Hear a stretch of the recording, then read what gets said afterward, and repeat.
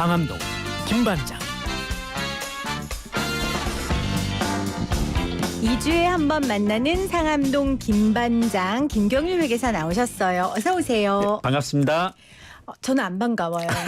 왜냐하면 네. 제가 오늘 오프닝에서도 얘기했지만 이스타항공이 지금 너무 어려움을 겪고 예. 있어서 우리가 사실은 이스타항공 관련된 얘기를 거의 초반부터 했었잖아요. 그렇습니다. 그래서 네. 굉장히 마음이 무거워요. 네. 인수 포기하겠다고 제주항공이 공시한 거죠? 네. 오늘자로 이제 공시를 했는데요. 인수를 포기한 이유가 약간 어려운 단어들입니다. 진술 보장의 중요한 위반 미시정 및 거래 종결 기한 도과로 인한 주식 매매 계약 해제 이렇게 한국말이에요? 발표했습니다. 그러게요. 한국 해석해 주세요. 뭐 사흘 3일 논쟁도 있고 합니다만은 네네. 진술 보장의 중요한 위반 미시정이다.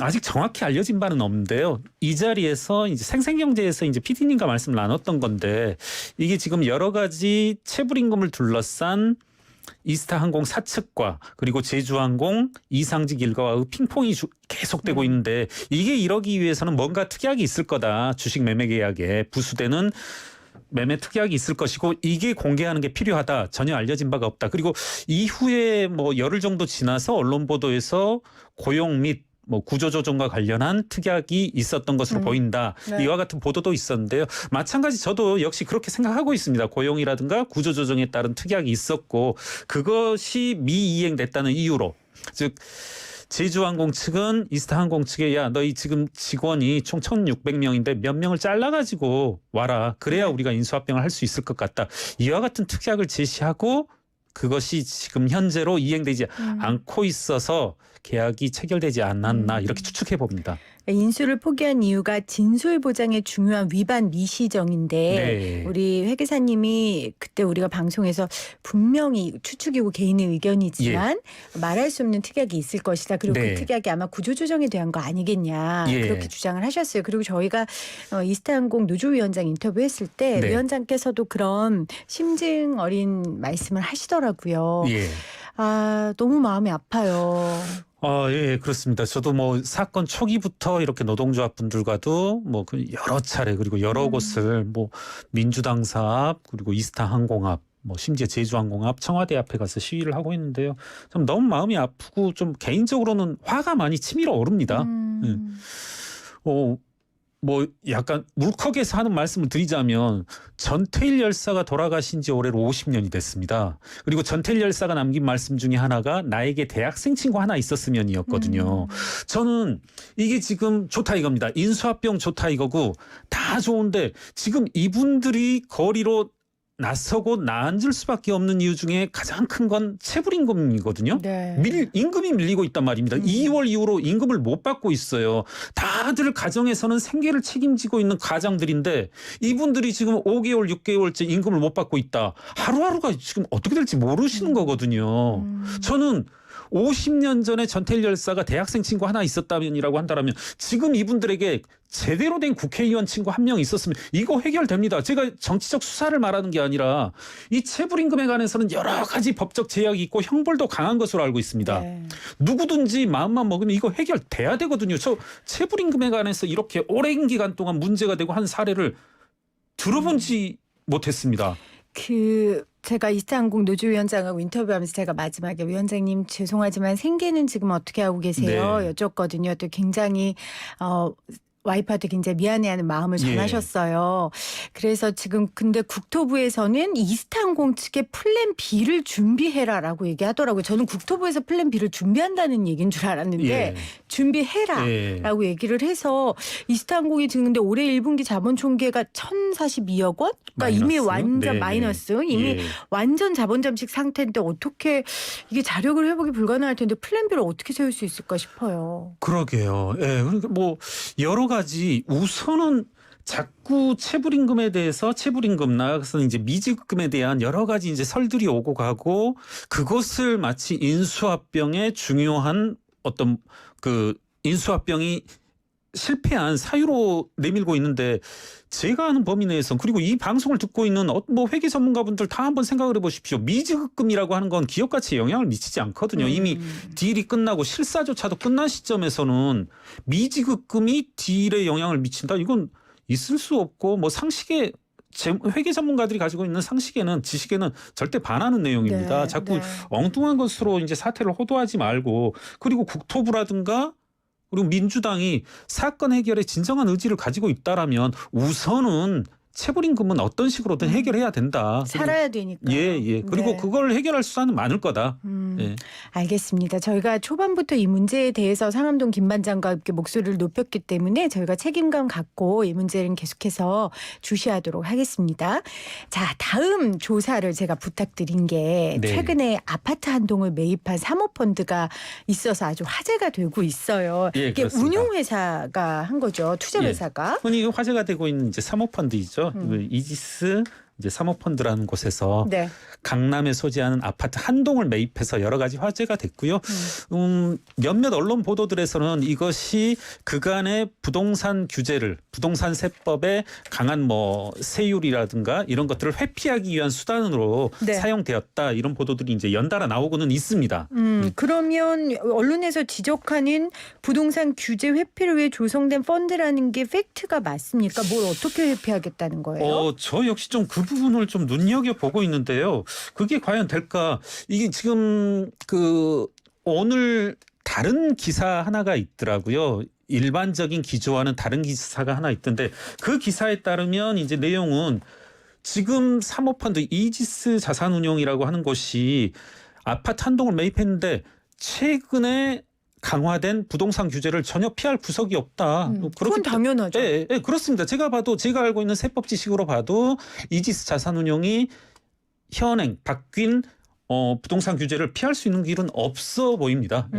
그리고 이제 이지스 자산운용 측도 우리는 부동산 세법을 그리고 각종 규제를 회피하기 위해서가 아니라 리모델링 후에 보다 나은 임대 수익, 나아가서는 매매 차익을 얻기 위한 목적이므로 어떤 네. 규제 회피 목적의 그런 이제 자산 매입은 아니다. 이런 입장을 취한 것으로 알고 있습니다. 제가 앞서 세무사님과 함께 이번에 바뀐 세법 개정안에 대해서 자세하게 다뤘는데 네. 그 바뀐 부동산 세법에 적용을 받는 거잖아요. 그렇습니다. 지금 여기에서 네. 사모펀드가 부동산을 산 거에 대해서 네네. 그러니까 임대사업법인과 동일한 규제를 받는 거죠. 맞습니다. 예. 이제 사실 현 정부 초기에 저도 이제 개인적으로 의아스럽기는 했습니다만은 부동산 급등 문제 그리고 아파트 가격 문제를 해결하기 위한 수단으로서 어떤 의안을 들고 나왔었냐면 개인 주택임대 사업자 제도를 보다 활성화하고 그에 따른 이제 세제 혜택을 부여함으로써 부동산 가격 문제를 해결하겠다. 한번 이제 요로에 계신 분께도 사석에서 한번 들어봤었는데 취지는 그런 것이더라고요. 공공이 공급해야 할 아파트 주택 공급의 문제를 이렇게 개인 주택 임대 사업자들이 많은 주택을 보유하면서 시장에 이렇게 풀어놓게 되면 결국은 이제 이른바 국민주택 규모의 주택들이 많이 이제 시장에 나오게 되면 아파트 가격 문제가 해결될 거 아니냐 이런 말씀을 하시던데 저는 듣고서 의아했던 게 그겁니다. 아니 그게 이렇게 살짝 이면을 놓고 보면 그게 네. 어떻게 돼버리냐면 강남에 A라는 아주머니가 계셔서 국민주택 규모의 32평 규모의 아파트를 10채, 20채를 매입한 다음에 주택임대사업자로 등록해버려도 혜택을 주겠다는 거거든요. 그렇죠. 그리고 실제 개인이니까. 그렇게 따라서 네. 많은 사람들이 혜택을 했고 그분들이 이제 그 정부의 취지 따라서 주택임대사업자 등록을 했는데 그에 따라서 이제 많이 주택 가격이 오히려 상승을 했다는 거 아닙니까? 그래서 부랴부랴 정부에서는 최근에 단행된 규제 조치에 따라서 소급해서 주택임대 사업자에 대한 특례를 없애 나가겠다 없애겠다. 하니까 이제 또 그분들 이미 기존에 주택임대 사업자 등록을 하셨던 분들은 이제 화가 나는 거죠. 그러니까 지금 지금 정리를 해보면요. 네네. 일단 저는 이 기사를 보고 깜짝 놀랐어요. 와, 강남 아파트 한 통을 통째로 매입하는 네. 사모펀드가 있구나. 예. 이런 생각을 하고 놀랐는데 일단 회계사님 말씀에 따르면 이게 법적으로 잘못된 건 아니다. 네. 할 수 있는 투자고 그리고 임대사업법인과 동일한 규제를 적용받는다. 그렇습니다. 예. 하면서 얘기를 조금 확대하셨던 건 문재인 정권 들어서 이제 임대사업자들에게 굉장히 혜택을 많이 네. 줬는데 예. 사실은 예상했던 것처럼 부동산 값을 내리는데 별 효과가 없었고 맞습니다. 오히려 지금 이번에 그 세제 개정안에 오히려 조금 소급 적용해서 네. 혜택을 줄이겠다라는 그렇습니다. 얘기가 있었다라는 얘기까지 하셨어요. 네네. 제가 지적하고 싶은 건 이건 거예요. 결국은 이 이지스 자산운용이 강남 아파트 한 통 투자로 매입한 게 주판을 막 이렇게 두들겨 봤어요. 근데 세금도 많이 내. 이제 710 지나서. 네네. 근데도 계산해 보니까 벌 돈이 더 많은 거예요. 맞아요. 네. 저는 이게 결국은 그러면 우리나라에서 투자 대비 수익 많이 나는 건 부동산뿐인가. 그렇습니다. 그러니까 이런 회의가 드는 네. 거예요. 2주 전 내지는 이제 4주 전쯤에 이 자리에서 이제 저희가 서로 저는 PD님 눈치 보면서 조심스럽게 말씀드렸던 게 그거였죠. 지금 아파트 가격 잡겠다고 여러 규제들을 늘어놓는데 네. 어떻게 보면 자칫 반시장적인 조처마저 내놓고 있는데 이게 지금 자꾸 자금들이 쏠리는 이유 따라서 부동산에 대한 수요가 높아지는 이유는 자금들이 갈 데가 코스닥 시장이라든가 없었다. 자본시장으로 못 가고 있단 말입니다. 여러 가지 보시다시피 어제 오늘 뭐 당일만 하더라도 각종 사모펀드에 대한 사건 사고가 일어나고 있지 않습니까? 그렇죠. 못 가죠 그쪽으로. 그러면 정상적으로 이와 같은 사모펀드라든가 코스닥 자본시장들의 자금 흐름을 정상화시켜주면 그쪽으로 자금의 물꼬만 터주더라도 아파트 가격을 잡는데 어느 정도 도움은 되지 않겠느냐 그런 생각을 하는 거죠. 그러니까 우리가 그때 얘기했던 게 네. 사모펀드를 건강하게 양성할 수 있는 맞습니다. 정책들을 만들어주면 산업자본에 좀 기초 역할을 해주지 않겠냐 그렇죠. 했는데 사모펀드가 결국은 부동산 투자를 하게 된 그렇죠. 거예요. 이제 심지어는. 맞습니다. 이거 잘 되면 이제 사모펀드에서 계속 이렇게 투자할 거 아니에요. 그렇죠. 그러니까 저는 이지스 자산운용을 뭐 욕만 할 게 아니라 그리고 뭐 이제 오늘 이제 새마을금고를 통해서 불법 대출이 있다는 건 이제 밝혀졌습니다만 그건 법적으로 문제가 사건의 있죠. 전모라고 하는 것은 사모펀드마저도 본인들 스스로도 이것을 자본시장에 돈을 밀어넣는 것보다는 아파트 시장에 아파트를 매입해서 리모델링하고 하는 게 훨씬 아무리 규제를 때리더라도 뭐 70% 80% 세금을 낸다 하더라도 그러고서 남는 이득이 일반적인 자본시장에 산업자본에 넣는 것보다 낫다라고 생각했기 때문이겠죠. 네. 그래서 참 씁쓸한 거예요. 네. 그래서 뭐 이걸 가지고 아까 전에 심상정 의원도 인터뷰하는 걸 봤는데 뭐 여러 가지 문제가 있다라고 지적하셨는데 저는 이제 그 문제보다 본질적으로 결국 답은 부동산인가 이런 회의가 들어서 이 이야기 좀 나눠보고 싶었습니다. 아까 새마을금고에서 대출해준 부분 네. 그 부분은 법을 위반했다 했는데 그거 좀 자세히 설명해 주시겠어요? 이 부분은 이제 양측의 답변이 다른데요. 다른가요? 이제 이지스 자산운용은 우리가 이것을 사업비다. 부동산 구입 비용이 아니라 본인들 본연의 사업 비용이므로 그와 같은 규제 대상이 아니라는 것 같고요. 아니라고 주장하고 있고요. 이제 새마을금고라든가 그리고 기타 금융감독원이라든가 금융 이제 관리 감독하는 기관에선 주택 매입에 그리고 아파트 매입에 쓰였으므로 그와 같은 규제가 적용되는 것이 맞다. 제가 봐서도 이제 이 부분에 관해서는 분명히 금융감독원의 입장이 맞는 것으로 보입니다. 그러면은 그러니까 부동산 대출 규제 초과에서 이루어진 부분은 회수하는 것게 그렇죠. 맞다. 예. 네. 그러니까 자금의 용도가 뚜렷하게 꼬리표를 달고 아파트 구입에 쓰였으므로 그와 같은 이제 부동산 규제를 적용하는 것이 맞아 보입니다. 네. 지금 4874님이 김 반장님 그렇다면 집값 잡기 위해 도대체 어떻게 해야 될까요? 라고 남겨주셨어요. 이제 뭐 제가 부동산 전문가라고 한 번도 자임해 본 적도 없고 심지어는 뭐 어떻게 중이 제 머리를 깎겠습니까? 저는 뭐 간접적인 그리고 일부 효과가 있을 것으로 생각하고 심지어는 이제 많은 여당 의원들도 그 이후로 제가 말씀드린 뭐 인과관계 넣겠습니다 이야기하고 있던데 자본시장을 훨씬 건전하게 해야 된다. 코스닥 자본시장 많은 뭐 이런 표현이 적절할지 모르겠는데 흉악법 잡범들이 드나들거든요. 요즘 자본시장은 사채업자들 심지어는 조폭 자금도 들어오거든요. 이건 실제거든요. 뭐 여러 가지 이제 뭐 판결문에도 나온 이런 혼탁한 자본시장을 뭐 어떻게 해야 될까요? 뭐 표현을 좀 깨끗하게 해서 일반적인 자금 시중의 자금들이 산업 자본으로 그리고 이와 같은 펀드 자본으로 자본시장으로 적절하게 들어갈 수 있게 물꼬를 터줘야 한다.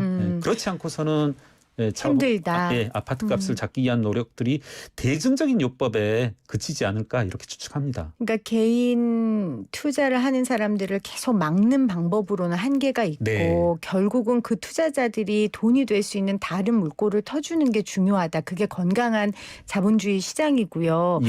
그런데 사실은 오늘 오전에 금융감독원에서 옵티머스 사태 중간 검사 결과를 발표했거든요. 네. 정말 웃기지도 않더라고요. 이렇게 표현해서 너무 예. 죄송한데 우리가 저번에도 한번 다뤘잖아요. 그리고 여기도 부동산 개발 투자로 자금을 맞습니다. 유용했어요. 맞습니다. 결국 기승전 부동산인 거예요. 예. 사모펀드가. 근데 예. 그게 또 불법은 아니고. 그렇죠. 이걸 어떻게 좀 제도적으로 막을 수는 없지만 뭐 방법이 없을까요? 이제 이런 생각을 해봅니다. 이 자리에서도 이제 사모펀드에 관해서 많은 여러 가지 말씀들을 드렸었는데 사모펀드에 대한 규제를 점점 완화해 왔었고 누구든지 뭐 사모펀드를 운용할 수 있고 만들 수 있고 해놨는데요.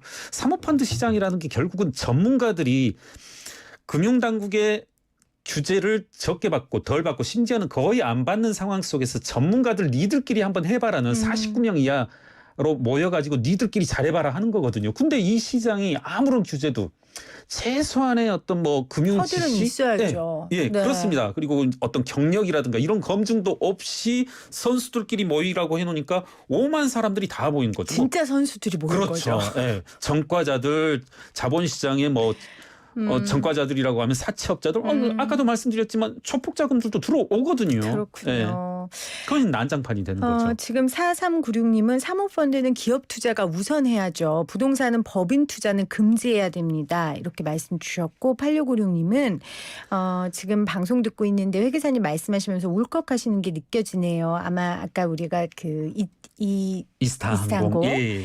저도 위원장님이랑 PD님 인터뷰하는 거 들었는데 생계 어떻게 유지 중이냐고 물으셨을 때 차마 대답하지 못했던 거 기억합니다. 저도 가장으로서 너무 공감돼서 울컥하네요. 정부가 나서서 밀린 임금 처리해 줄 수 있었으면 좋겠습니다. 이렇게 또 의견 남겨주셨습니다.